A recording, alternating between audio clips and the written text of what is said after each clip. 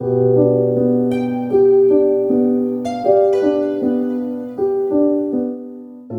знаешь ли ты, что одной из достопримечательностей города Худжанд является самолет Ил-18, который стоит на правом берегу реки Сырдарья? Этот самолет устанавливали в конце 70-х годов, и непосредственное участие в установке принимал инженер Ливчин, работавший тогда в Ленинабадском аэропорту.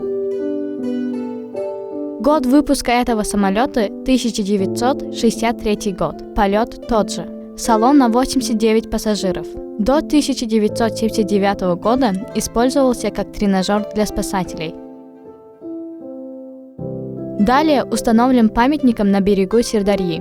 В качестве памятника самолет выполнял роль кафе, но сейчас состарившийся работяга, брошенный на произвол судьбы.